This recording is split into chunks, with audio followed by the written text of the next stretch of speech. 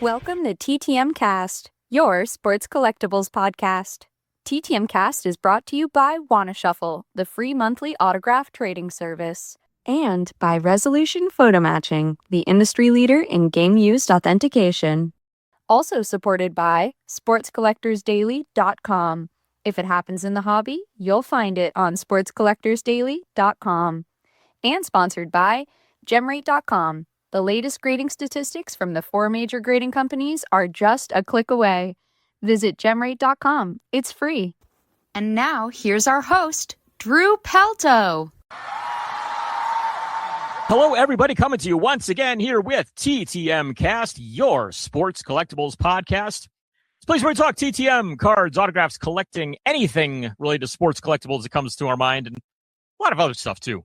We're in season number 8, episode number 3, February 1st that we are recording this, and hopefully it'll be out today, maybe tomorrow, Groundhog's Day, one of those. It'll be soon enough, though. As we are a nationally ranked sports collectibles podcast, I am Drew Pelto, host of this show, coming to you from a cold and crappy Dallas-Fort Worth area. And we're joined by our co-host in the number 2 spot seat there, as typically here, Arron Littleton joining us. Arron, how are things going? It's very interesting. You know, it's like you were talking about how cold it's been around here. And yeah, we got hit with the winter vortex or whatever is to call it. And yeah, I was actually down in the Metroplex yesterday. So I got to deal with that. But here in Wichita Falls, it is a balmy 55 degrees today. So not bad. Snow and ice melting all over the place. Yeah, that's kind of about how it is here. I mean, it's a little colder than that today, but yeah, I mean, the snow and ice only lasts about a week or so. It's starting to melt off and melt and refreeze typically. But yeah, I mean, it's gradually fading away, which is nice. So, yeah. Well, taking a look at sports stuff that's going on here, upcoming and recent past. Indiana winning it all as the national champions of college football. If anybody had said to me 5 years ago, hey, Indiana is going to be a national champ in the next 5 years, I would have looked at them and said, you're insane. I mean, you're mistaking this for like basketball or something, right? And wow, I don't think anyone saw that coming. Even for the championship game, it's like, you know, every time I picked against Indiana, they've ended up losing. So, or they've ended up winning every time I picked against them. So I picked them, and yeah, they ended up pulling it out. So good for them. And I mean, I don't like seeing teams that are not Ohio State out of the Big Ten winning it all, but Indiana I like a lot better than, you know, if it was like Michigan or Penn State or something. So hey, good for them. Yeah, you know, it's interesting. Indiana, unfortunately, I didn't get to watch the game. I was busy that night, but yeah, it's good for them, and kind of weird, as you said, to see them winning it all. But you know, parity, you know, is good for any sport. You know, having non-traditional teams win. Speaking of non-traditional teams winning, unfortunately, we're not going to be seeing that in the NFL this year. It's the Patriots and Seahawks coming up in the Super Bowl next week.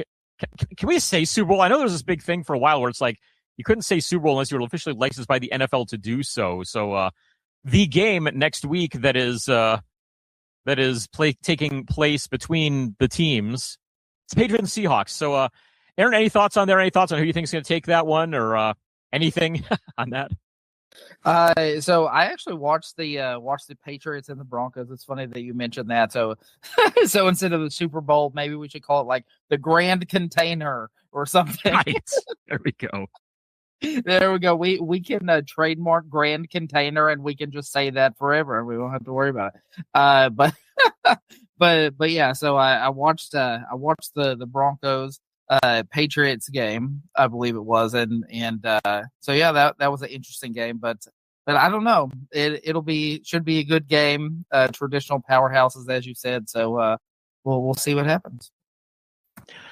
Well, you just said traditional powerhouses, and that brings us on to what's known for having traditional powerhouses, but Halls of Fame. And the Baseball Hall of Fame, of course, has a new class going into it. A couple of months ago, we talked about our thoughts on Jeff Kent. This is going to come up later as well. I'll talk to Les Wolff later on this, and Jeff Kent will come up in that. But we also get to talk about the other guys that got into the Hall of Fame on this ballot, a pair of outfielders in Andrew Jones and Carlos Beltran. So, Arron, let me get your thoughts on those two getting in here on not first ballot for either one. They've been up for election a couple times here, but seemed kind of obvious based on last year's numbers and how this year was trending that they were getting in. And yeah, we've got two more to add now to Jeff Kent. I mean, I think, both of those guys certainly had just a crazy amount of talent, right? And I think it does the 90s baseball fan, kid baseball fan inside me some good to see Andrew Jones get in, because that dude was just phenomenal. I grew up watching him and the Braves on TBS, and so it's good to see him get in. I mean, he was for all of his talent and just phenomenal prowess that he had for baseball, he also had just a tremendous style about him. I mean, the dude would run over it with his arm right next to his body and catch the ball. It's like he made everything look easy. So yeah, I mean, definitely deserving candidate there. Carlos Beltran, super toolsy guy, could hit for power, it could steal you a base, play good defense, could pretty much do anything. So yeah, I'm certainly not upset about those guys getting into the Hall. Toolsy is a word you never really hear outside of baseball. You ever notice that? I mean, now that you mention it, yes, I guess that's true. Yeah. Either one of them going to go in wearing the Rangers hat, you think, or no? Very, very doubtful, considering that they had compared to much more famous stints, they had a very negligible Rangers career. Well, hey, baseball less than 2 weeks away till the start of spring training. Don't know, Aaron, you're going to be mailing out any requests to spring training at all this year, or just kind of hold off on those? I mean, normally I don't. It seems like, I did for many years, like 2011, 2012 were big years for me, and I'd send out, I don't know, 50 requests or something, but it just seems like such a crapshoot whether you're going to get anything back or not.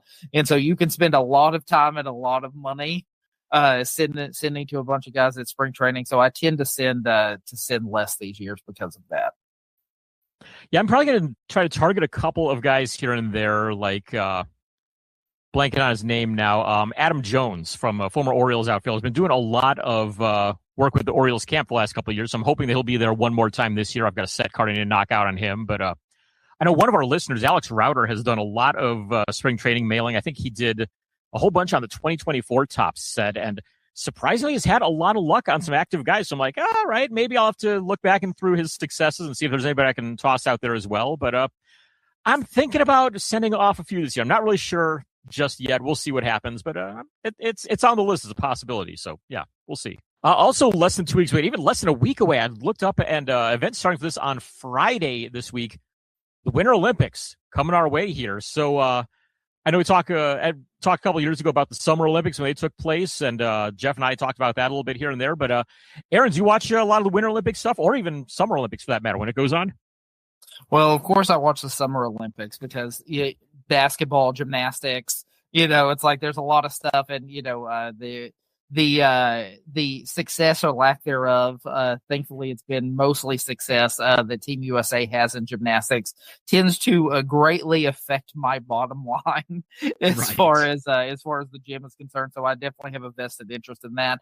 But yeah, I'm actually a huge Olympics fan. I don't follow a lot of non-traditional sports like on a day-to-day basis, but man, when you're talking about national pride and you're talking about Team USA, I'm America all the way, man. I'd watch whatever. I'd watch underwater basket weaving, whatever it is, So yeah, I love the Olympics and I love Team USA. So let's go. Yeah, I mean, I'll be watching any hockey game I can get a hold of during it, and the biggest ones for me outside of hockey, I will watch every curling match that you want to throw on the TV. I will watch every single one of them. I don't care who it is. It could be, I don't even know who like some of the quote unquote bad countries at curling are, but I mean, you throw two of those on there, I don't care. I will watch them. Give me, I don't know, North Korea versus Serbia curling or something like that. I'm like, hell yeah, I am all in on that. I will watch those.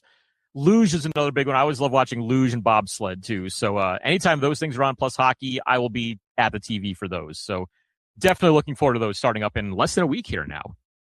Yeah, hockey's great, and I mean that's another one for national pride. Obviously, we we have an interesting relationship with Canada, when it comes to hockey. But yeah, so I'm looking forward to that. The other one that you didn't mention, I love curling too. I remember, I don't know, a couple Olympics ago, watching curling at like 2 a.m. I was like, let's go. It's like on the other side of the world. So yeah, but the other one that I really enjoy is speed skating. So, not something that you generally watch, but yeah, as long as Team USA is competing, I'm all about it. Especially short track speed skating. That's at least super exciting because you get like, the 10,000 meters there, and, you get the Norway running away with that, and this guy's just, going on and on forever. It's like, this is like watching the 10K running events in the Summer Olympics. Great. That's amazing that you're able to do that, but it does not make for exciting TV. Short track, though, oh, yeah, because, that's where you get all the collisions and the falling and everything going on there, and that gets to be pretty fun. So just a reminder to everyone, too, Sig Spot Cards are going to be taking another order at the end of March. If you want to get in on that, make sure you shoot me an email, dfwgrapher@gmail.com. And if you haven't checked it out yet, you can get a preview of those Sig Spot cards at the all-new ttmcast.com.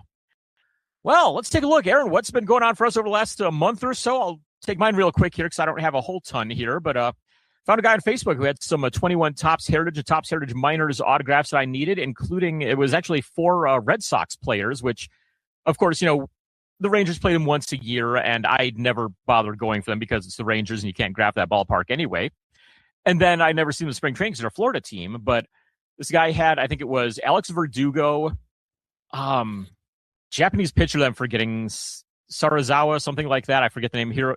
Yeah, I don't have the card in front of me, so I can't really look it up easily. But whatever the Japanese pitcher was they had in that set, but then also Tristan Casas and Jarren Duran in there as well. So got all those for, I think it was like 66 shipped, which that I will gladly take. That's about 15 an autograph basically on that. So came away with those to add to my set, but that's been the only real collection related thing here that I've done here lately. But bought a few more guitar pedals. I know I mentioned that last episode that I was revamping my guitar pedal board, and I've got 2 more coming in, and, well, actually 5 more coming in, so I bought 3 more here. But once those all get together, I should have everything completely done. ChatGPT is absolutely amazing for helping with my order of them, helping with, hey, what else do I really need to add to this rig to complete it? So pretty happy to add those in. And, yeah, that's been my month, or last couple of weeks, I guess. How's yours been looking?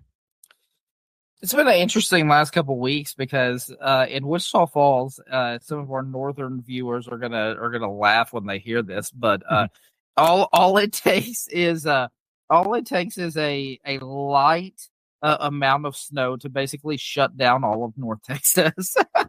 But especially Wichita Falls. Basically about once every decade we get any sort of like moderate amount of snow. It's not like, if we get 4 or 5 inches of snow, it's like, whoa, that's a crazy amount of snow here, all at one time.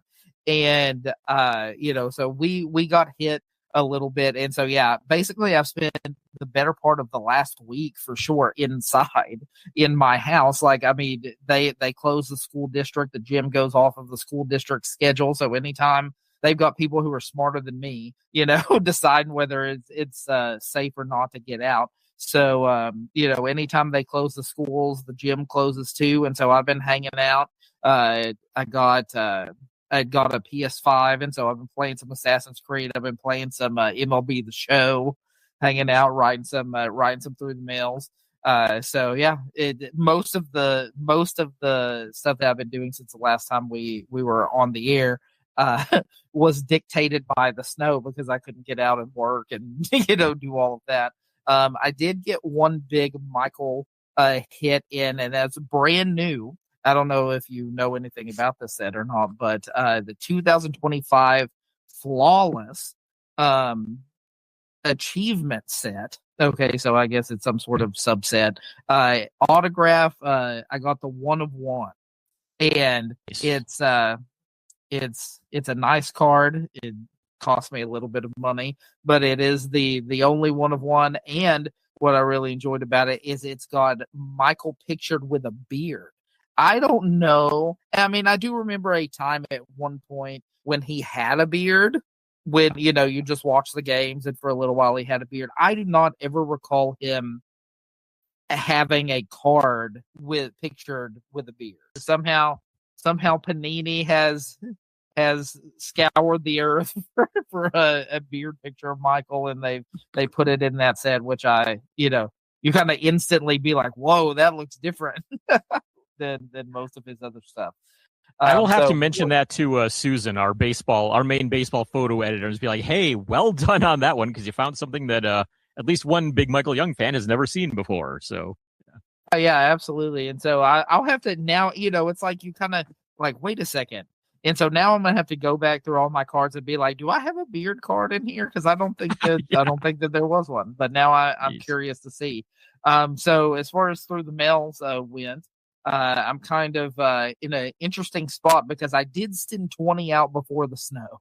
So like the day or the 2 days, something like that, before the snow was supposed to hit, I did send 20 out. I didn't know how many. There's no telling how many of those got held up in a North Texas post office for a week because they couldn't send them out. And I'm going to send out 10 more tomorrow. So I'm kind of in a weird gap between I did send out a bunch, but I haven't started really receiving a lot of them in. But hopefully by the next time we have a show, I'll have quite a few things to talk about. And then the last thing that happened was yesterday. I mentioned that I was down in the Metroplex, and that is because we had our first gymnastics meet. So that was cool. We were down in Cleburne there in South Fort Worth, and so I got to do my actual job. They had to reschedule the meet from the previous weekend when we were under 5 inches of snow or however much it was. But yeah, it was good to get out and do that. And we officially have started our defense of the 2 championships we won last year. So that's always cool. So go Storm. Yeah, absolutely. Well, hey, on this week's show, we've got Les Wolff joining us. I mentioned that a little earlier on that we talked some Baseball Hall of Fame with him and talking a little bit about women's sports autographs as well. So make sure you stick around for more from Les. And, of course, we have all of our regular segments, including Baker's Dozen, talking about upcoming signings and other hobby news. We've got Hobby Happenings, all about upcoming shows. That is sponsored by Wanna Shuffle. We'll talk to Les Wolff in More from Les, followed by Making the Grade and the TTM Cast Stamp of Approval, sponsored by Resolution Photo Matching. We also have the Vern Rapp Minute, covering deaths in the world of sports, celebrity, music, movies, and politics. And, of course, the main reason why we all are here, it is our TTM Returns to finish things out. If you'd like to get a hold of us, Arron, what is the email address here for this show? That is ttmcast@yahoo.com. So there you go. If you got any questions, any comments, anything like that about the show, make sure you send them on over to us through there. You can follow us on all social media as well. We are on Instagram at TTMcast. We are on Facebook with a TTMcast page as well. Don't really use the Twitter much. We are also on Blue Sky at TTMcast. You can find me at dfwgrapher.com. That is my website with all things related to my collections and sets I'm working on and all that kind of stuff. You can reach me directly at dfwgrapher@gmail.com if you want to order some Sig Spot cards or for anything else that pertains directly to me. And if you want to find me on social media, I am DFW Grapher on all social media, including Instagram, Facebook, and Blue Sky. Arron, where can the people find you at? Instagram is the main hub for that. You can check out my new Michael Young card very soon, and the rest of my Michael Young collection, and just other random stuff on at Arron Sports Card Explosion, and that is Arron Arron, because that's how my name is spelled. And for more awesome stuff about MyQuest, to visit every affiliated ballpark in the United States and Canada, and to check out mine and Drew's trip this year, this summer, to the National in Chicago. You can check out the Eternal Graphing Tour at the Eternal Graphing Tour, and there is an underscore in between each of those words. There you go. So make sure you give us a follow on those. And hey, I'm probably going to try to resurrect the YouTube channel a bit as well once we hit the road there in July. And I finally picked out the opening and closing music for all the videos for this series. So hopefully listeners, viewers, whoever will be pleasantly surprised by those as well. Well, I think we've gotten a decent intro here, so let's go ahead and move right on into the news with Baker's Dozen. Baker's Dozen, sponsored by SportsCollectorsDaily.com. Smart collectors turn to Sports Collectors Daily to stay up to date. From new releases to incredible collections hitting the auction block, news from inside the business of sports collectibles, and much more, Sports Collectors Daily has it, all with no subscription cost. SC Daily also delivers a live look at the most watched sports card auctions on eBay for every sport. Sign up to get the headlines in your email for free, or just visit the website whenever you like. With 16,000 stories in the archive going back 16 years, there's always plenty to read at sportscollectorsdaily.com.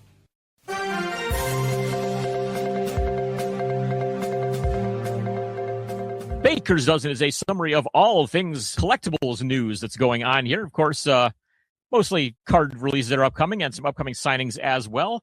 We want to remind you, of course, to go to sportscollectorsdaily.com for all of your daily sports card and collectibles news. I write a approximately weekly column there talking about autographs, especially whenever I get TTM. You can see the pictures of it up on there, and whatever other kind of fun autograph topics come to mind. So check that out, and check out all the other articles at sportscollectorsdaily.com. Also, get yourself a TTM Cast shirt. I mean, we're only, less than 6 months away from the start of the National. Make sure you pick up a TTM Cast shirt, wear it around there. Show your show pride there, or at least make sure that I can see you wearing one, because that'd be kind of cool to walk around and say, hey, I know that show. But hey, go check out ttmcast.com. Stores in the top right part of the banner. You find t-shirts, we've got hoodies, we've got, I think, some hats on there. There's a whole bunch of stuff on there. Check it out, ttmcast.com. The store link is in the upper right-hand corner. Well, we're into February now. What do you say we do another giveaway? You think we should? Let's go. Yeah, why not? Try to do one once a month if we can here. So this time, I just mentioned those TTM Cast t-shirts. We're going to give away a TTM Cast t-shirt to a lucky listener. So if you want to be entered into that, make sure you send your name and your mailing address to us. Aaron, what again is that email address? That's ttmcast@yahoo.com. Shoot that to us. We'll enter you into a drawing, and we will draw our winner in the next show upcoming in mid-February. Probably going to try to record right on February 14th if we can. So get your entries in by February 12th at the latest is what we'll say on that. And Chad Cooper, if you're listening, I will have your SIG Spot cards out to you on Monday. I've fallen behind. The weather really didn't do much to help me out there, but they'll be out and on their way to you here on Monday, as you're our winner from our previous raffle that we had here to start out the year. So once again, get it on your chance to win a t-shirt, and I'll have it out to you faster than I've had the cards out to Chad. So get in on that. Let's take a look at some upcoming releases we've got going on here over the next couple of weeks. Keeping it fairly light here, but we got a big one coming at the end of it here. We got 3 total to talk about here, leading off with 2025 Topps Chrome Tennis. It's coming to us on February 6th. You're going to see 8 cards per pack with 12 packs per box. That is 96 cards per box right there if you're doing the math at home. In there, you'll see 2 autographs and 36 inserts or parallels in each of those boxes. Pre-sale price, that's going to run you $125. Then we also have 2025 Parkside Beechwood Multisport, which drops on February the 6th. You'll get 25 cards per box and 1 blue parallel per box.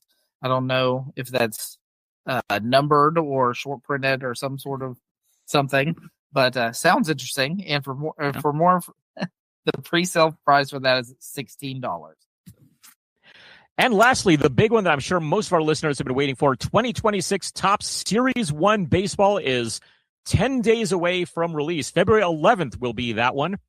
The hobby boxes are going to come with 12 cards per pack, 20 packs per box. You'll get 1 auto or relic card per box. Pre-sale price there will run you $130. And then we also have the Jumbo Edition as well. And in that, you'll get 40 cards per pack, 10 packs per box, 1 autograph, and 1 relic per box. And the pre-sale price for the Jumbo Edition is $270.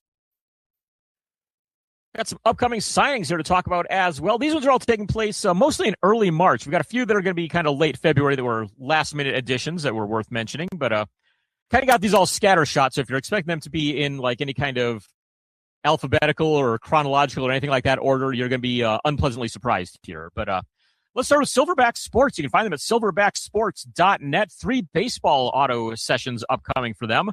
March 7th, they're going to have Mike DeFelice for $15 and Ray King for $12.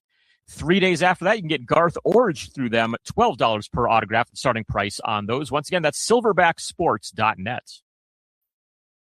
And wilder side of sports, Jim Falbo is going to have Bake McBride for $20, and that signing is going to be taking place on February the 27th, and Chris Sabo for $10. That signing is on March 4th. For more information on that, you can check out wildersideofsports.com.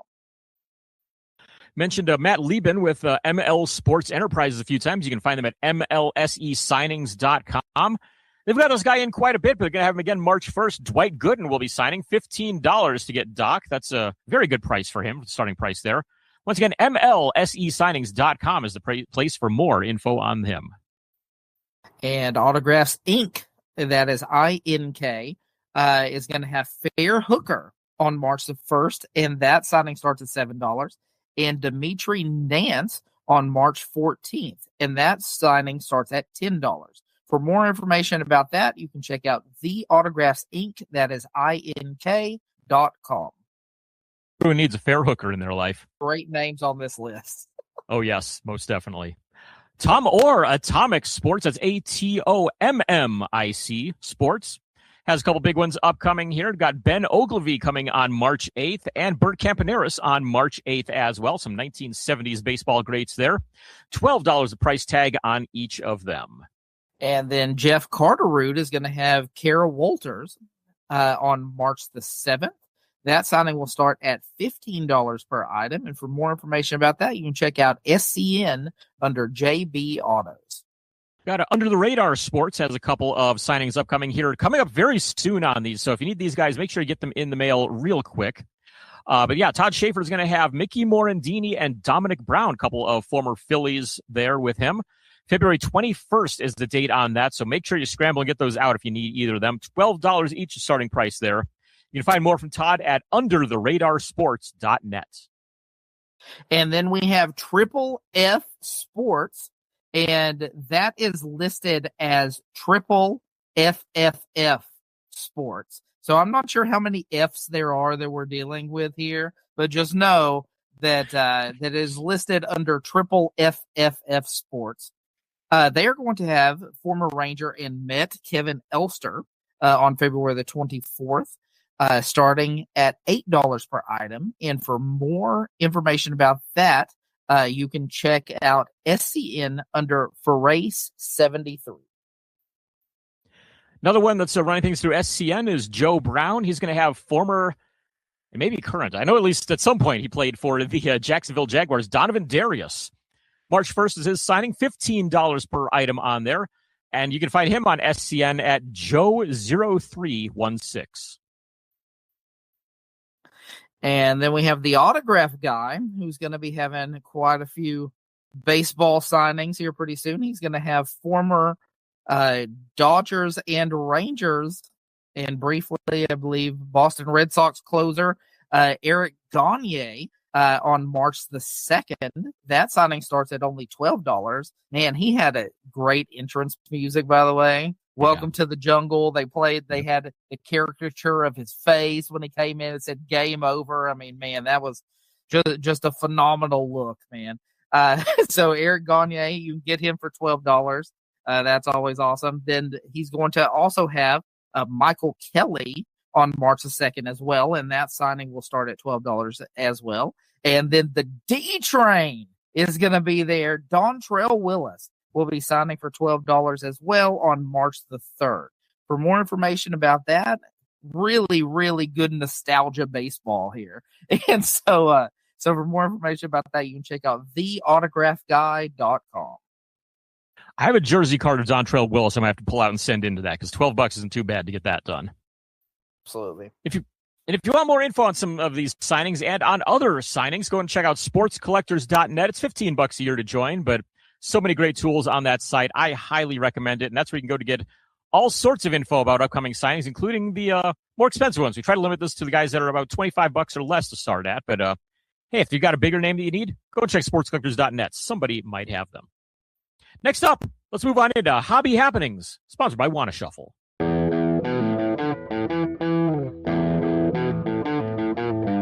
You heard that right. It's time for Hobby Happenings. Hobby Happenings is proudly sponsored by Wanna Shuffle, the free monthly autograph trading service. For more information, check out Wanna Shuffle on Instagram, Facebook, or at wannashuffle.com. This is Hobby Happenings, and I had a chance to briefly talk to Belinda Wheeler, who runs everything at Wanna Shuffle there. She's been out of town here the last few days, so unable to record anything, but she wanted to let everyone know that January has seen a record number of submissions to Wanna Shuffle. So thank you to everybody who's been getting in on that. I hope mine got there in time. I mailed it off late, and then we ended up running into the weather there. So hopefully it got to her. If it did, great. If not, well, then I guess I'm first one in for February then. But so there's a record number of submissions here for the second anniversary of Wanna Shuffle. We'll have official totals coming on next episode when she's on in mid-February. Like I said, we'll have our next one. She says, I will be getting on for that one. I'm like, all right, great. We'll definitely have you there. But as she said, February bonus items are going to be coming soon on social media. Didn't tell me what they are just yet, but she'll have a post on those pretty soon. If you want to give her a follow, go to Instagram at Wanna_Shuffle. Got a Facebook page for Wanna Shuffle as well. And she's got a website at wannashuffle.com. If you want to mail in some a card to get in on the February Shuffle trade, do so by sending to Wanna Shuffle, P.O. Box 68, Cordova, South Carolina, 29039. Like I said, if mine got in there in time, great. If not, I'm already in for February, but either way, I'll be getting into February if this one got in time. So, Aaron, have you gotten involved on any of them yet there? I haven't, but I think I'm going to do it this month. I think I'm finally gonna actually make it happen. Nice. There we go. So we'll both be getting in on that. And hey, every other listener out there, hope you're getting in on it as well. They're definitely fun to get involved in. And yeah, if you got something if you got somebody you've already got a ton of, send one of those off, and maybe you'll get something that you really need. Moving on into some stuff from Hobby Happenings, we've got some shows to talk about here, upcoming in early February, starting this next weekend. So a weekend after we record here, February 7th through the 16th, we'll talk about shows taking place in there. Starting with the Marlboro show on February 7th. That'll be at Solomon Pond Mall in Marlboro, Massachusetts. Got free admission into this one. They're going to have 3 autograph signers out there as well, with former Patriots linebacker Tully Banta-Kane, and a couple guys from the hockey world as well, with Mike Krushelnyski, formerly of the Maple Leafs and Kings, if I remember right, and a former Boston Bruins defenseman, Adam McQuaid. Admission to that show, as I said, is free, and you can find out more about it at cardboardpromotions.com. And then we will have the Methuen show, which has been rescheduled to February the 8th. That'll be going on at VFW Hall, number 8349 in Methuen, Massachusetts. Admission there is only $2. They will have Reggie Limelin signing there. And for more information about that, you can check out cardshows.net. Still staying up in the New England area there. We've got a show in Connecticut, the East Coast Collectibles Convention, February 14th through the 15th. That'll be at Mohegan Sun Casino in Uncasville, Connecticut. $15 admission cost on that one, and they will have Rodney Harrison out there as one of the signers. I think there are a couple others on there too, but he was definitely the biggest name out of any of those. For more information on that, go to ec3con.com. And then we also have the Bridgeport show that will be going on Valentine's Day, February 14th, at Meadowbrook Mall in Bridgeport, West Virginia. Admission there is free, and as you know, Drew, you can't beat free. And they will have John Flowers of WVU basketball fame there signing. And for more information about that, you can check out PittsburghCardShow.com. Moving on over to the Midwest for a show, we've got the Midwest Collectors Fest. That is on February the 15th. It's going to be hosted by Countryside Banquets in Countryside, Illinois, just outside the Chicago area. $2 will be the admission cost there, and they have 3 autograph signers. They are Cliff Levingston, Craig Grabeck, and Tom Kleinschmidt. More information on that show and its signers, MidwestSportsBuffet.com is the place. And we also have the Dedham show, which is going on February 16th at the Holiday Inn in Dedham, Massachusetts. Admission there is just slightly more than the Methuen show at $3. And they will have Dave Silk, Paul Coffey, Vincent Brown, and Jared Wilson all signing there. For more information about that, you can check out cardboardpromotions.com. And don't forget that a lot of shows do offer mail-ins if there's a signer that you need and you can't get out there. Visit cravetheauto.com for more info on upcoming shows and signings all over the country. Next up, we're going to talk to Les Wolff in More from Les. And now it's time for more from Les with hobby legend Les Wolff. It's always good to have a chance to talk to Hobby Hall of Famer Les Wolff. Of course, I mean, he's got opinions on anything and everything in sports and collectibles. And this time we're going to talk about the Baseball Hall of Fame. We're going to talk some women's sports and even a little extension on the Baseball Hall of Fame. A few thoughts on guys that should be in that aren't, courtesy of one of our listeners wrote in and mentioned that apparently Les and Jeff were going to talk about that at one point and unfortunately never got to do so. And so he mentioned a couple names, brought them up to Les, and you'll get his thoughts on those right now. We're joined by Les Wolff for the first time in 2026. Les, haven't had you on in a couple months here, so great to have you back here once again. Miss speaking to you and miss hearing from the audience out there. Well, great to always have you here, and we'll, like I said, we'll try to get you on, every other month here now that we've got this every twice a month show here, so it helps get you on a little bit more, hopefully. Sounds good. I win mine every day. We'll take a look at some of the recent news in sports here and how it pertains to sports collectibles. Obviously, we've got a new Baseball Hall of Fame class, and led by, most recently, the two that have been voted in by the writers. There are a couple guys we brought up last year, actually, because they came up just short in Carlos Beltran and Andrew Jones. And I just want to get, what are your thoughts on, first off, on those two getting in? We'll get to the third one here in a bit, but at the very least, starting off with those two, got a couple outfielders with, 400 career homers, multiple gold gloves, but a little bit different on the hits scale. Carlos Beltran, 2,700 hits, pretty nice number there, but Andrew Jones, under 2,000 hits. So kind of the elephant in the room right there with that number, it seems. Kind of surprised he got in. I just don't understand why Don Mattingly is not in the Hall of Fame. Mm-hmm. He's got comparable stats to Kirby Puckett and a number of other athletes. If he hadn't hurt his back, he would have set all kind of records, but he still is a Hall of Famer. Mm-hmm. And I know the steroids has, hurt Barry Bonds and A-Rod and Roger Clemens, but I think they should definitely be in the Hall of Fame, the three of them. I mean, because if you look at their careers pre-starting the steroids, they're all Hall of Famers. Right.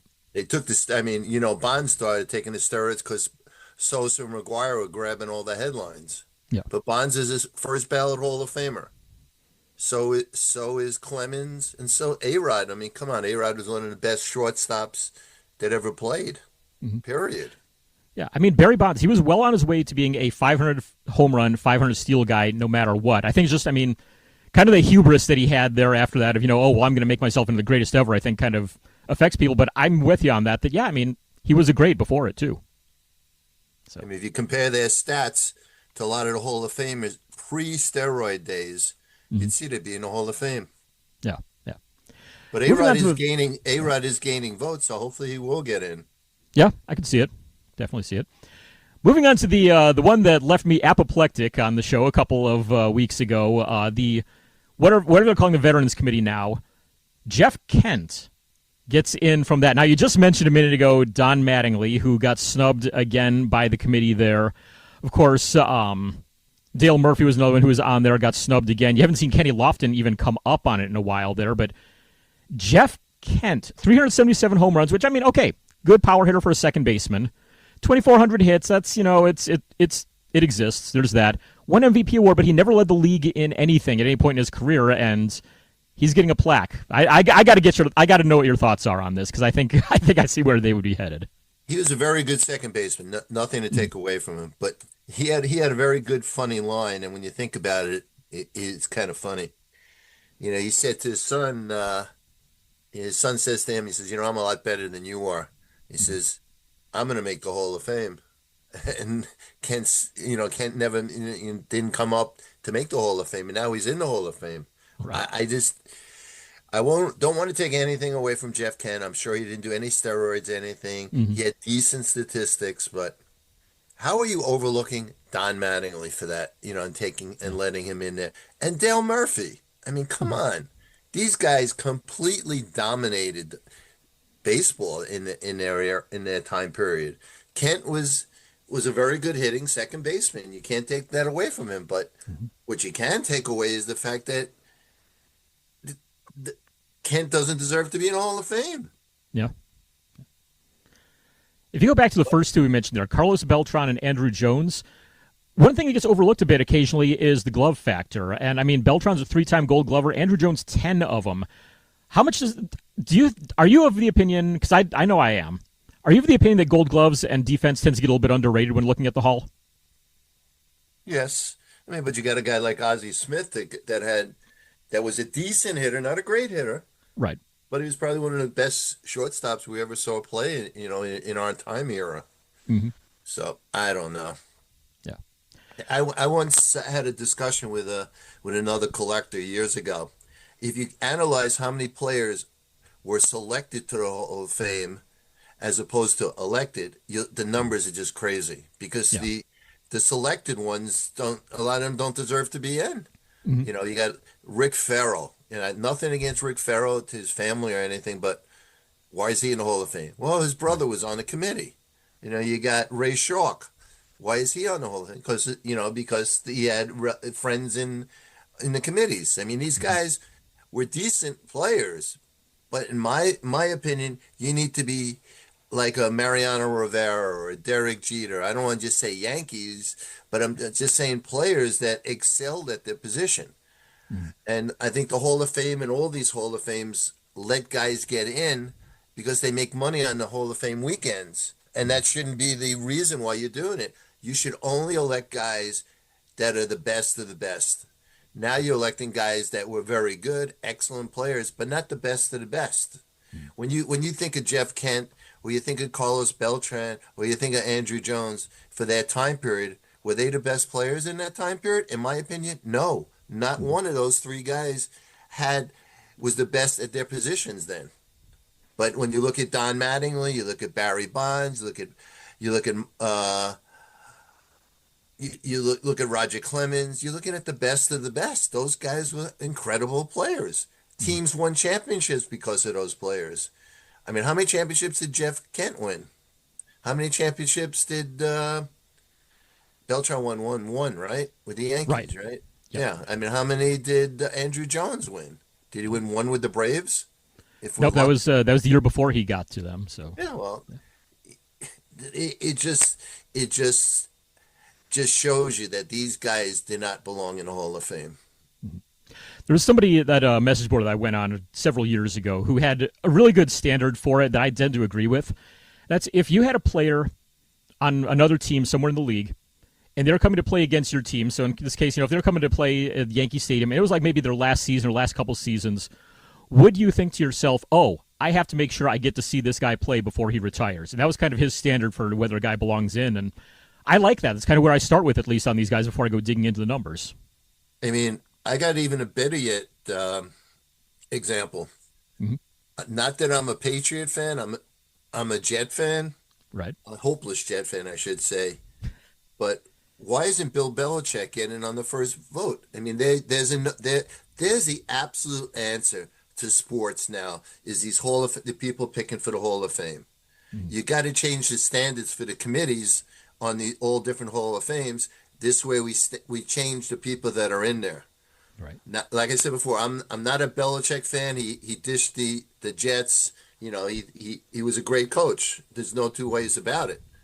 But why isn't he on the first ballot? Yeah.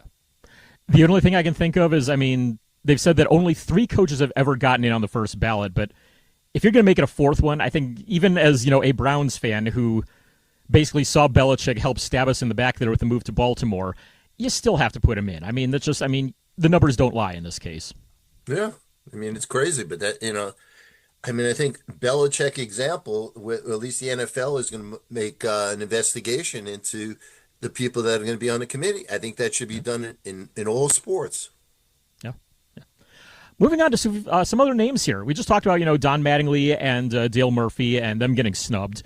A while back, I know that Jeff Baker had talked to you about possibly doing a show on listeners' thoughts on guys that they'd like to see in the Hall of Fame. Get your thoughts on those as well. And I was actually reminded of this by one of our listeners. Jack Smith sent a couple to me, and he wanted to get your thoughts on the Hall of Fame candidacies of 2 former Cincinnati Reds. So we'll lead off with the first one, since he compares a little bit to Ozzie Smith as a big-time glove guy. Where do you stand on Dave Concepcion? Where do you stand on him? He didn't have 3,000 hits, right? Right, he did not. I think it was around maybe the 24 to 2,700 range there. How many Gold Gloves did he have? That I'd have to look up as well. I know it's got to be at least a few. Let me look at this up here real quick here.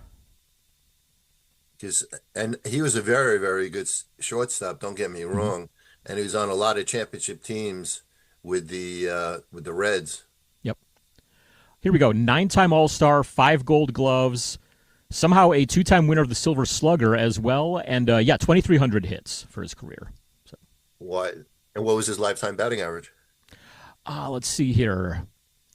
267 hitters, so kind of Ozzie Smith range there, slightly above him. But whenever you think of Ozzie Smith, isn't Concepcion considered like second to him in the National League back in the day? Yeah, I would think so. Yeah, I would say he's a lot better Hall of Famer than the guys that we have going in nowadays. Yeah. Moving on to another member of the Reds, Vada Pinson. You know what? I've always wondered why he's not in the Hall of Fame. Wow. I even have a signed baseball that I'm holding on to. Hopefully he'll make the Hall of Fame. Mm-hmm. Yeah, I mean, look at his numbers. He's another one, 2,700 hits, so right in there in the Beltran range, and 256 home runs, which, I mean, not huge by any means, but, I mean, that's better than a lot of guys of that era. He was an outstanding ball player. Mm-hmm. Mm-hmm. Any other guys that really come to mind as, because I mean, obviously we just mentioned Mattingly as the big one, it seems, in your mind there. We brought those two guys up. Who else do you think is out there that you'd like to see in? Because like Kenny Lofton, for example, for me is the standard of guys that really I want to see in soon. I don't know why Thurman Munson's not in the Hall of Fame. Yeah. He, being a Yankee fan, seeing him play, all those years, he was just as good, if not better, than Bench. He just didn't win as many titles as Bench, but Bench also had an all-star at almost every position with him. The Yankees in those days did not. But Munson was just, it was just Munson and Jackson and Catfish Hunter. Yeah. Those are the main guys back in the day. And as you're also mentioning Reds, another one that was really a Yankee, but also was also known as a Reds manager is Lou Piniella. Why isn't he in the Hall of Fame? Mm-hmm. And we can go on, and we can have listeners send in names, and we could discuss them. But we're all going to come to the agreement that there's a lot of guys that deserve to be in that aren't in, and there's actually a lot of guys that are in that don't deserve to be in. Mm-hmm. Well, hopefully I get some of these ones corrected soon. I mean, like I said, Kenny Lofton's my big one. You can go back to, the early days of baseball. Bill Dolan is another one that tends to get overlooked repeatedly. And I don't know. Hopefully that all gets changed soon. We get a few more of those guys that are deserving to get on in there soon. That would be nice, but, it's like the NFL. Hopefully the NFL will get it right by changing the committee, who's on the committees. But I think that's the key in itself. Yeah. I think one of the requirements should be that whoever's in any of these committees cannot be related to any possible candidate. Mm-hmm. He could have played on the team, but he cannot use his influence to get that person in the Hall of Fame. Mm-hmm. I think those two guidelines will definitely help. Yeah. Moving on to another topic here that was on my mind a bit. So I've been working on some WNBA stuff on my main paying job here, and obviously there has been a big increase in the attention on the WNBA lately. Caitlin Clark, Angel Reese, Paige Beckers have just been immensely popular. Has there been an uptick in demand that you've noticed in any of your sales in getting their autographs? And anybody else really in women's sports in general? I don't have any of them. If I have the opportunity to get them, I would. But I think Caitlin Clark has certainly changed the whole dynamics of the WNBA. Mm-hmm. Unfortunately, there are a lot of women in the WNBA that are very good, not as good as her, that are very jealous of her because her endorsements, she's making like crazy money now. I mean, her regular salary is next to nothing, but the money that she's making from endorsements is just incredible. And look at what her cards are going for. I mean, you can always tell when someone's doing very well, when the market for their, signed cards, signed baseballs and basketballs is just crazy like hers is. We've seen women's hockey, women's soccer also getting pro leagues now that are getting a lot more attention on them. Do you think there's going to be an increase in demand on any past players in women's sports? Because, I mean, like it or not, sports memorabilia has always been kind of a domain that's mostly dominated by male collectors, but we're starting to see more women get involved in there. How do you see that possibly changing? Do we see it? Can you think of anybody from the past that you think is going to get more attention now with with more attention being paid on the current ones. Oh, the Danica Patricks, unfortunately Lindsey Vaughn just got hurt, but these are some of the greats of female sports. Mm-hmm. I don't know how much soccer you go with or anything like that, but do you see anything happening there? Because, I mean, obviously, U.S. women's national team has been a consistent contender for the World Cup every 4 years when it gets played. Do you think demand is going to change on that at all with that kind of growing worldwide now? Because it used to be, I mean, women's team from the U.S. just dominated the World Cup, and now a lot of other countries are starting to pick up on that now. Do you think there's going to be a kind of an increase in demand for any of the past women's players in soccer? Well, we had a few that were pretty much in demand, but once they stop playing and they retire, it's kind of like we forget about them. And another one we left out that really changed and finally won a championship is Sabrina Ionescu. Yes, I mean, I watched her in college, and I was just mesmerized by her shooting and her ball playing, and she won a title now. And I'm sure she's not getting the money that Caitlin's getting, but I think Sabrina would match up with any one of those. As I once did years ago, is I always tried to get guys that I thought would make the Baseball Hall of Fame. I'd get them early. Yeah. I think some of these women you got to get early, like Sabrina, like Caitlin, because they're going to be crazy players. I mean, look at Cooper Flagg now. He scored the most points by a teenager last night, 49 points. Oh, wow. I mean, his stuff is going to start to be going crazy. Not that it hasn't already, but his is going to go up even more. And as far as women players, you got to really excel. And you got to be out there like Caitlin is. And I think she's like a classic example what a lot of women athletes need to be like. I mean, you have Billie Jean King and you have Chris Everett. Those are the all-time greats. They're in the Hall of Fames. Their collectibles is not as desirable as other people. Yeah. And I mean, Clark is already a very tough autograph to get. And I mean, as she gets more attention in the WNBA, as she, gets on the Olympic teams and such, which you guarantee is going to happen in a few years, she's not going to get any easier to get to sign either, going back to what you were saying about getting them early. Well, that's why you always got to get these guys early. And that Con Knapp, Cooper Flagg's roommate, had a great night. Also, he's also an incredible player. And he's got three younger brothers that will be, in the next few years, going to be coming into the pros. So we there's a good family tree there.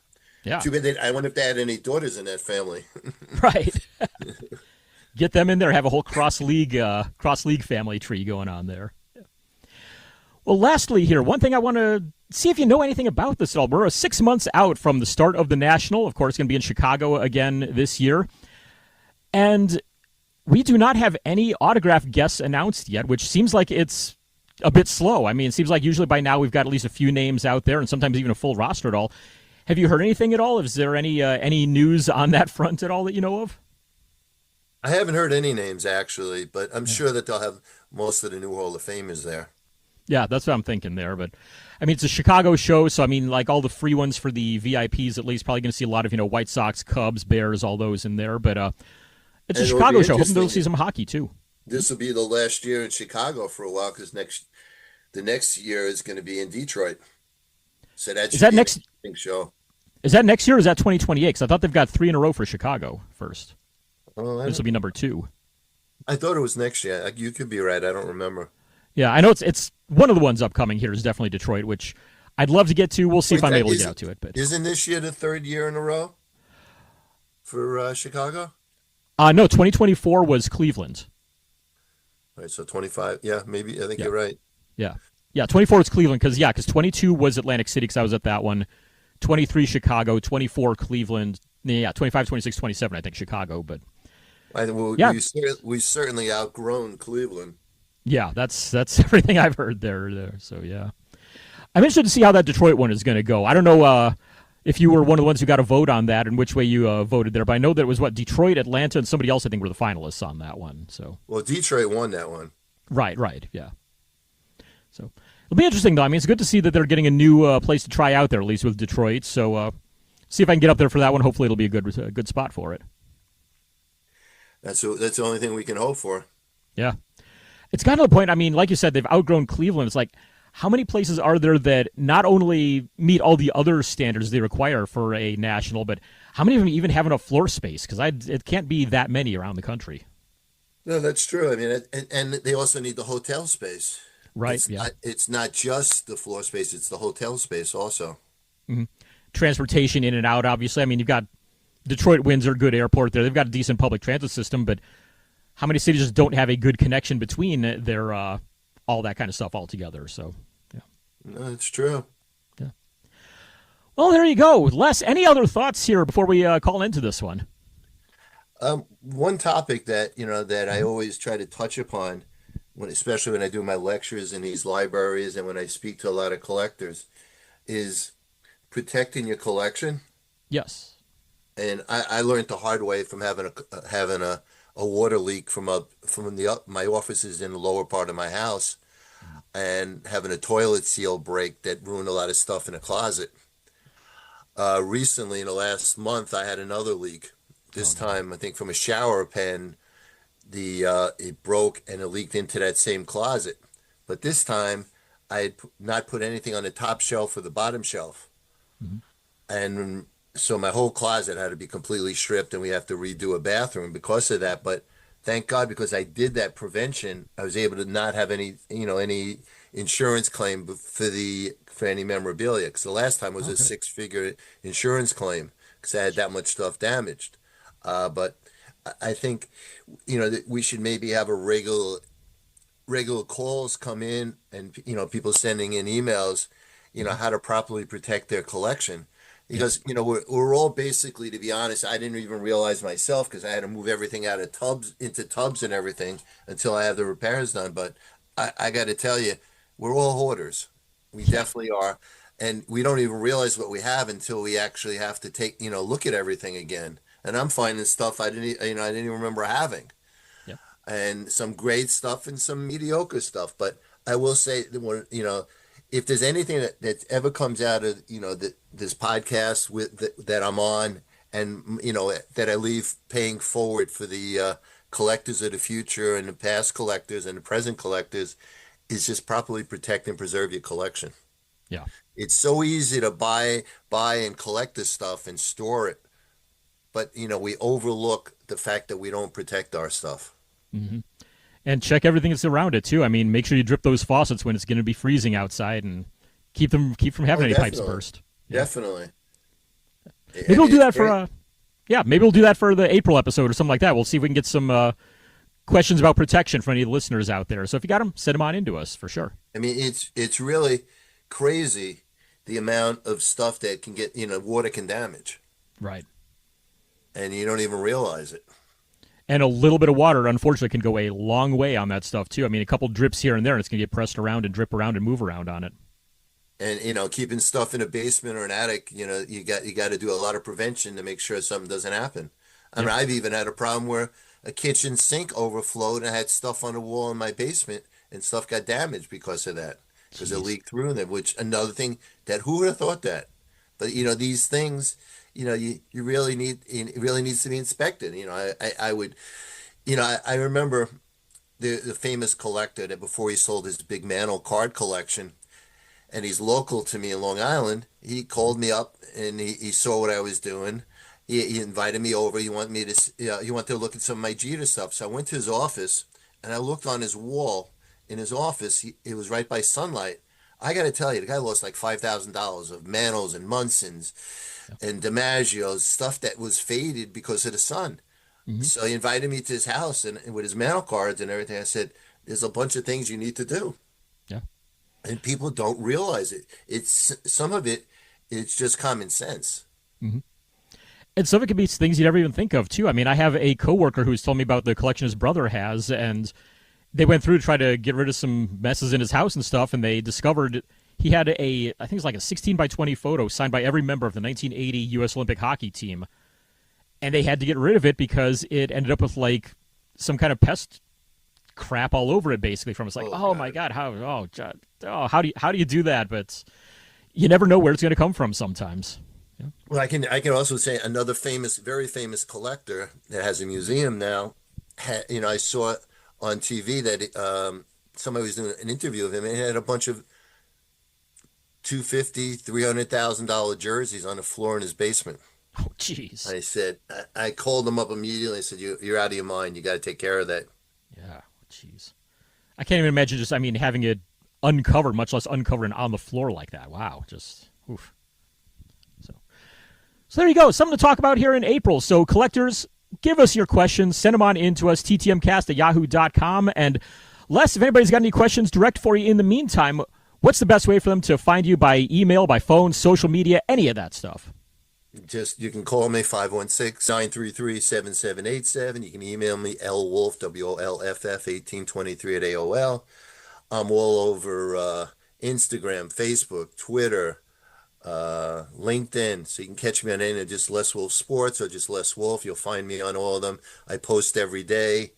And, I really want all the collectors to really think seriously about how they're protecting their collection. Here in New York, we're getting bombed with snow like crazy, and I'm sure there's a lot of people that are having water issues, from either their roof or their basement because there's overflowing because there's so much snow out there, and we're supposed to get hit with another snowstorm this weekend. So be careful, be smart. Simple thing like double tubbing, put stuff in two tubs to prevent water. If you're keeping stuff in the basement, elevate stuff, proper lighting, proper temperature, and of course, don't be don't have your stuff in the people that smoke in that house. If you like to smoke, go outside, but don't smoke with your collection because it's going to hurt the collection. Also, I had a collection in Connecticut. The guy didn't have air conditioning, lived in the 5th floor of a 6-story building. And it was hot as hell. He hadn't looked at this stuff in years. He told me what he had. He pulled it out of his closet. And I got to tell you, I almost died. I mean, he had Hall of Fame placards. I mean, really, the yellow placards. There were really some good names that were completely stuck together. Oh, yet the Sharpies were coming off all on the plastic sheets. It's because the heat. You have to keep your collection in a certain temperature, 68 to 72, and keep it on steady. This guy must have had a collection that was in the 90s to 100 all the time because it was just hot as hell in there.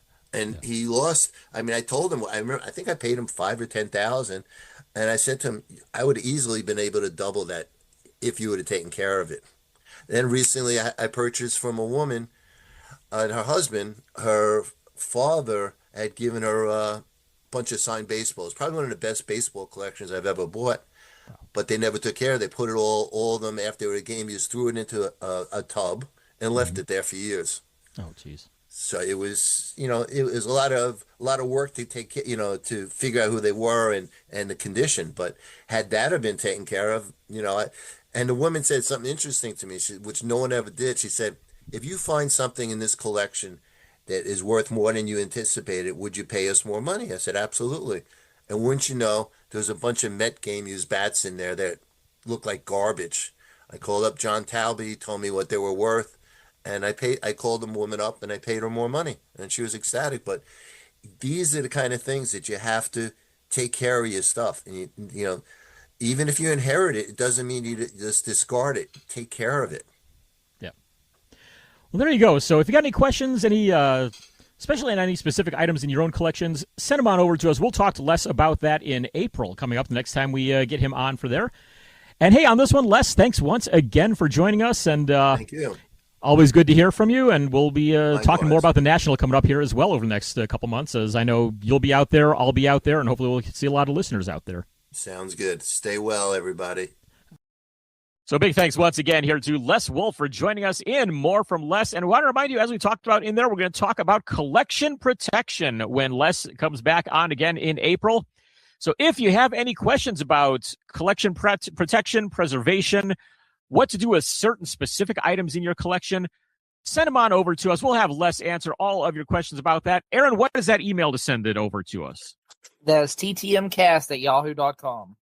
So there you go. Let us know what you got, and we'll talk to Les in early April and get his thoughts and get help to anybody that needs it out there in collector land. Let's move on now to Making the Grade. From the grading lab to your ears, this is Making the Grade.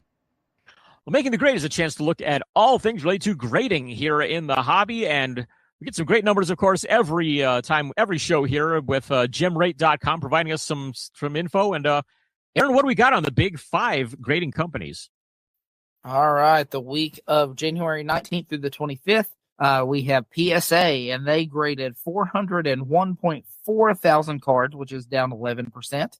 We have CGC, which graded 105.2 thousand cards, also down 11%. Beckett graded 9.8 thousand cards, which is down 57%, so quite a drop for them. And then we've got SGC, they graded 8,000 cards, down 20%. And TAG also graded 404.4 thousand cards, and that is down 53%. So we're down quite a ways. The total is 528.8 thousand cards that were graded the week of January 19th through the 25th.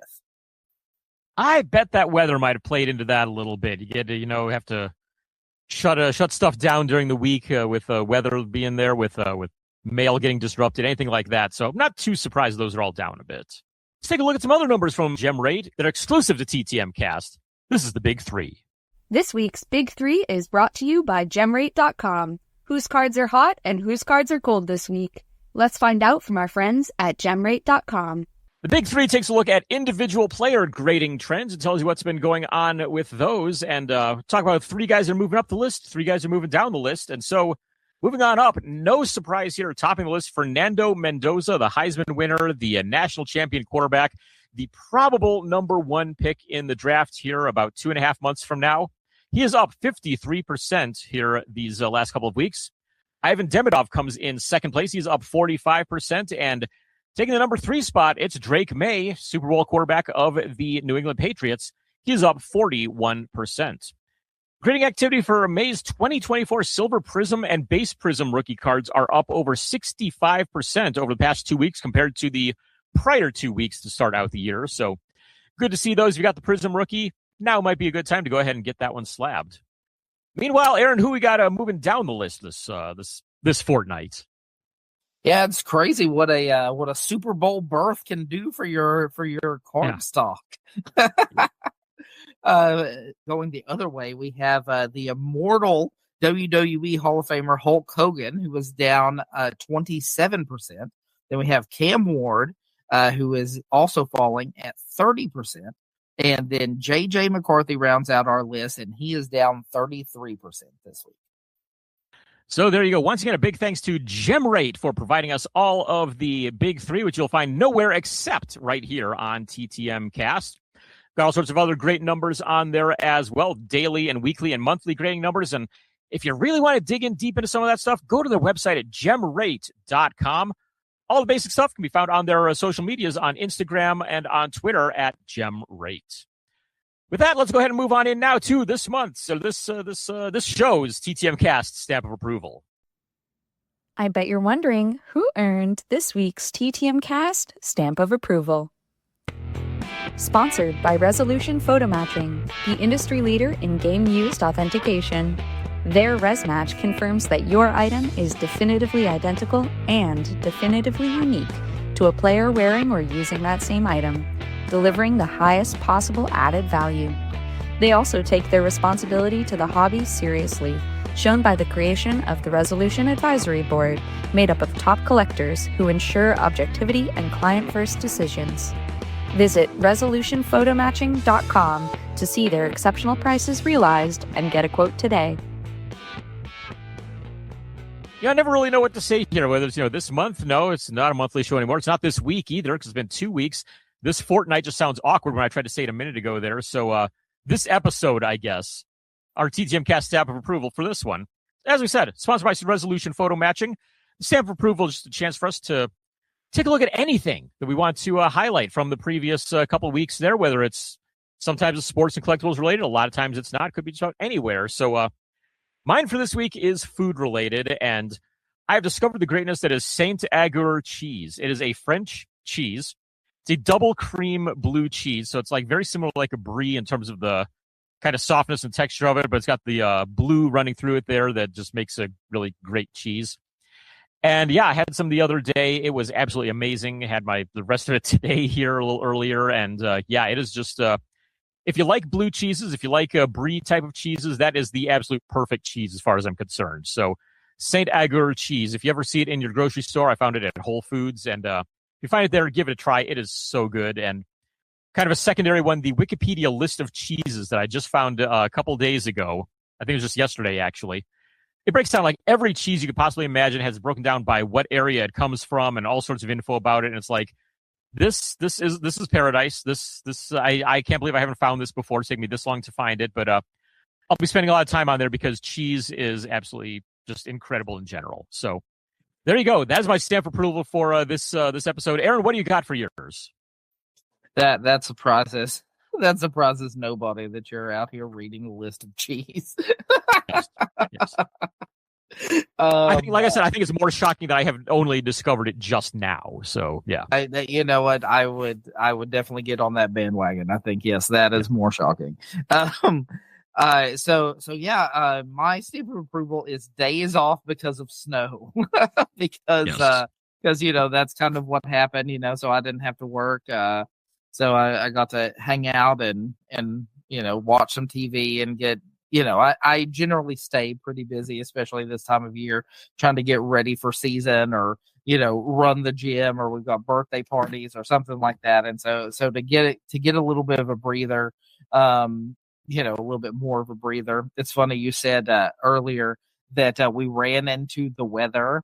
And, that was an interesting turn of phrase that stuck in my head because it felt like the weather kind of ran into us. It's kind of what happened. So it's just always nice to get a little bit of relaxation. I'm down to take it whenever I can. Well, I figured the Earth is rotating, therefore we kind of ran into it. It was just kind of floating there, and bam, there we go into it. That's my theory on it, at least for that. You're going to have to do some sort of scientific paper about how that works. I'm going to have to figure out, okay, did we run into it? Did it run into us? Was it a combination of the two? Is it neither? I mean, this might be going beyond my area of expertise, which in the science world is damn little. So, we'll see about that. But yeah, there you go. So once again, that is the TTM cast stamp of approval here for our first episode of February. As we now take a moment to remember players from the Vern Rapp Minute.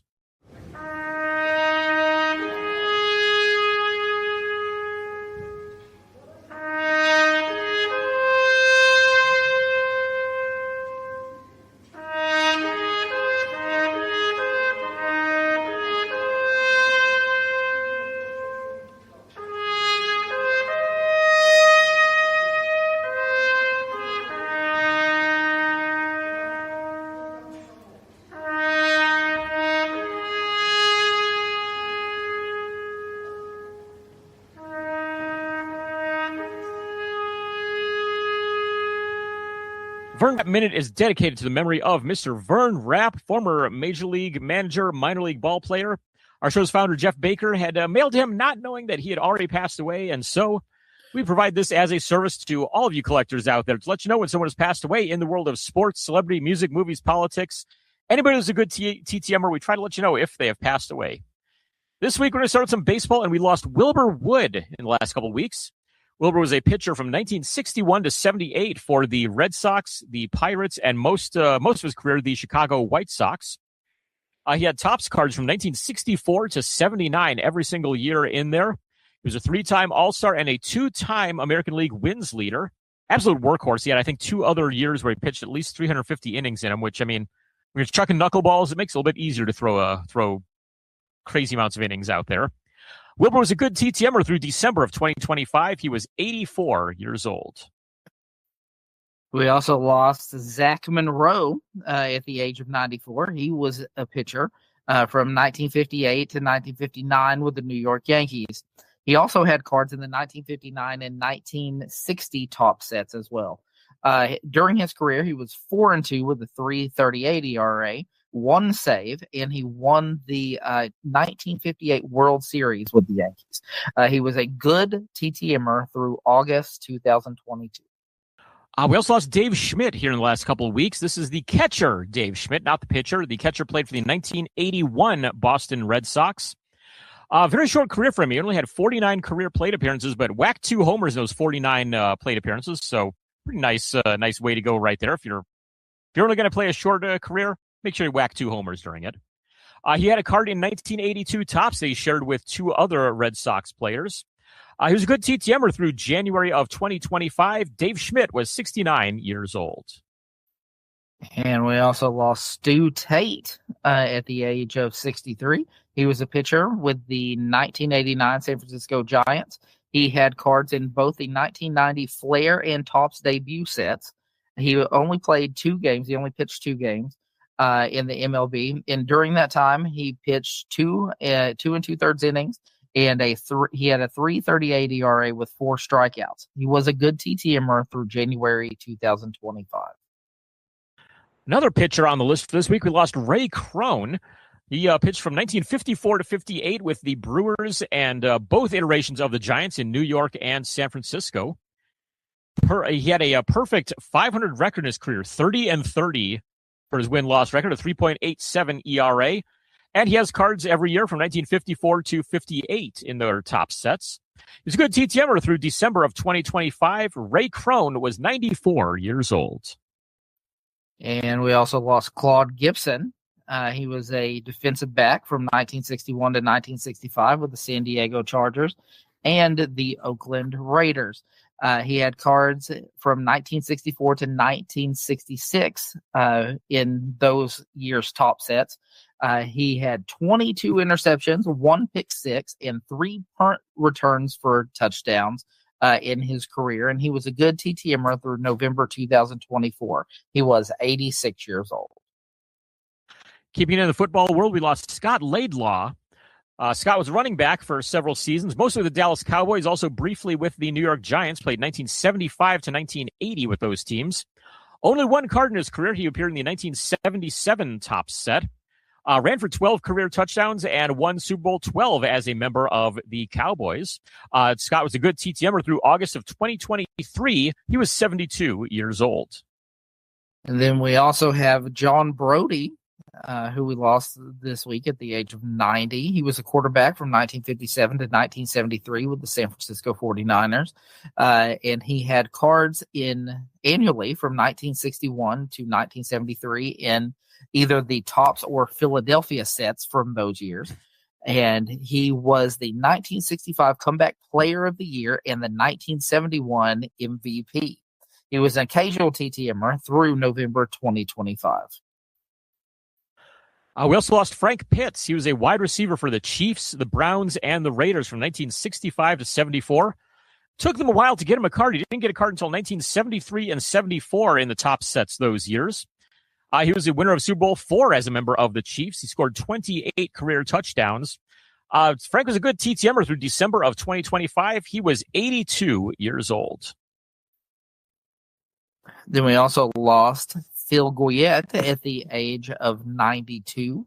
He was a center from 1956 to 1972 with the Montreal Canadiens, the New York Rangers, the St. Louis Blues, and the Buffalo Sabres. He had 207 career goals and was a 4-time Stanley Cup winner. He has many releases in the Parkhurst sets during his career, as well as the Topps and OPG cards as well. And he was a good TTMer through November 2025. We also lost Chuck Lefley earlier this week. Chuck played left wing for the Montreal Canadiens and the St. Louis Blues. He had several Topps and OPG releases in that time. He scored 128 career goals, 2-time Stanley Cup winner as a member of the Canadiens as well. Chuck was a good TTMer through October of 2025. He was 76 years old. And then we also lost in the world of entertainment, Catherine O'Hara this week at the age of 71. She was an actress, and she was famous for SCTV, Home Alone, Beetlejuice, Waiting for Guffman, Wyatt Earp, Nightmare Before Christmas, Best in Show, among others. And she also hosted Saturday Night Live twice in her career as well. She was an occasional TTMer through 2023. Absolute comedy legend. I mean, that was a long list of stuff that she's been in. I had to pare that down even just to get it to like, okay, what's the best known stuff there? But vastly underrated in her comedy chops for sure. I mean, loved her stuff on SCTV, and I mean, She was everyone's mom in Home Alone. I mean, come on. That was, the mom character, it seems like, for sure. So once again, if you've lost anyone this week, our thoughts are certainly with you. And now let's move on to our TTM returns. Was our mailbox full this week? Let's take a look at this week's TTM returns. Well, this has been a pretty solid couple of weeks here once again for me. I mean, not quite as crazy as, my 70 whatever it was in the first episode this year, but I did come away with 13 autographs this year. Arron, you want to take yours first? Your list is a little bit shorter, but hey, at least it's something on it. So there's that. There is something on it, and the crazy thing is there was nothing on it until yesterday. like I said, between the I got the 20 out, but that was only like a week ago, so it really hasn't had much time anyway to get back. Yep. And then you add the North Texas blizzard that happened, and yeah, so definitely I haven't got a lot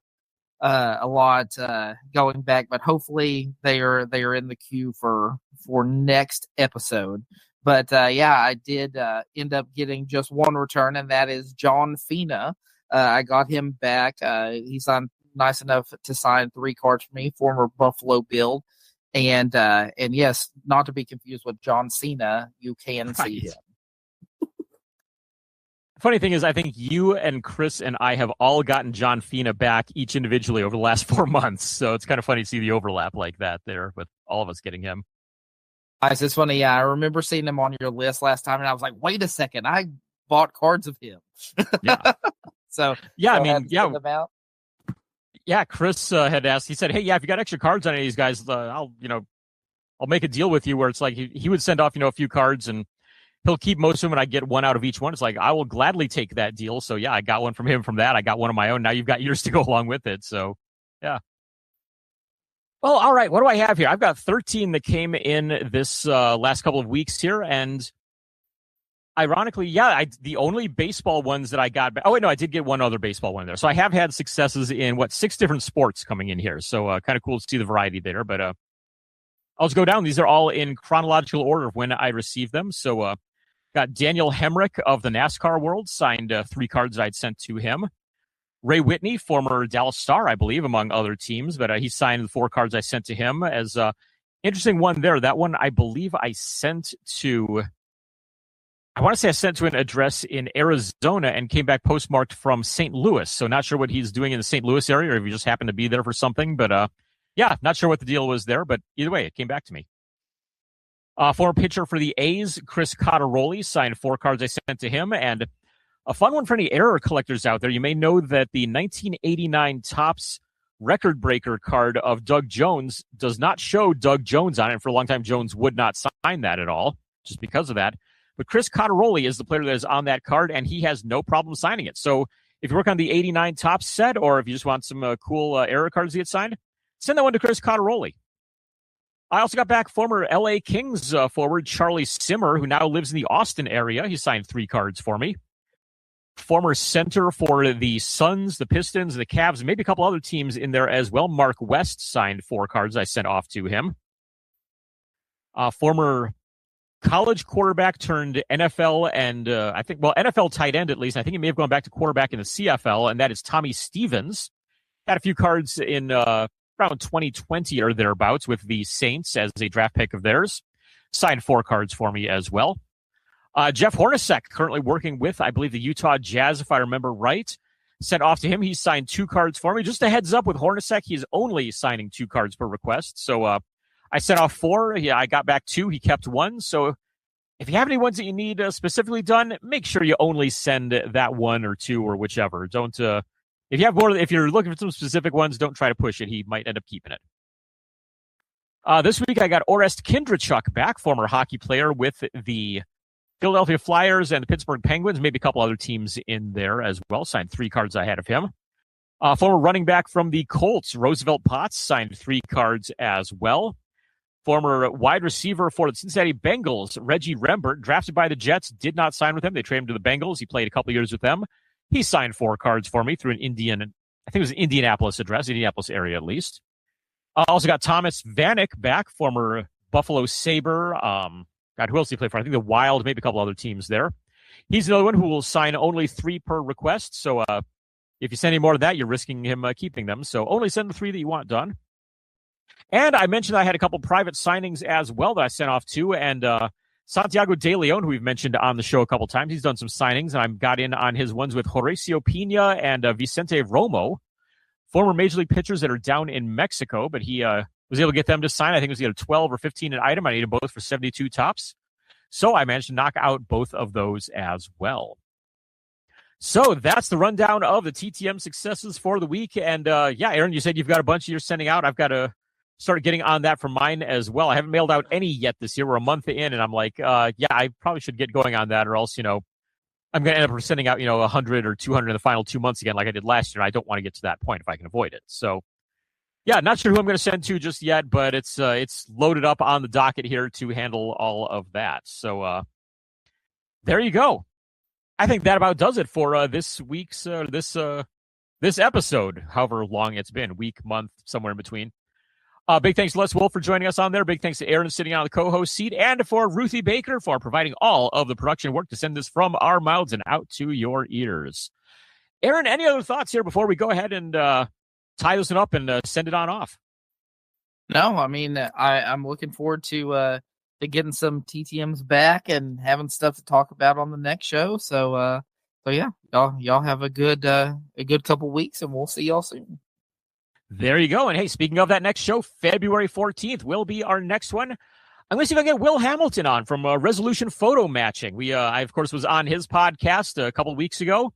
So we'll get him here on TTM Cast and talk to him about his collection and what Resolution Photo Matching does and anything else that happens to come to mind there. As I know when I was on his, we talked a bit about the Ohio State and Michigan rivalry. We got touched on a little bit in there because I'm an Ohio State fan. He's a Michigan guy. And so I nearly quit the show right in the middle there when I saw when you mentioned that. But we'll definitely talk to him and, get some info about some of the cool stuff that he collects and what he's picked up over the years and how to get into game-used memorabilia collecting a little bit if you're just beginning in it. That about does it for this week's show or this. I hate this. I can't get around saying week or month or something like that. So that about does it for this show. We'll just leave it at that. As we wish you many happy returns, and we'll see you in 2 more weeks here on TTM Cast. Everyone, be good.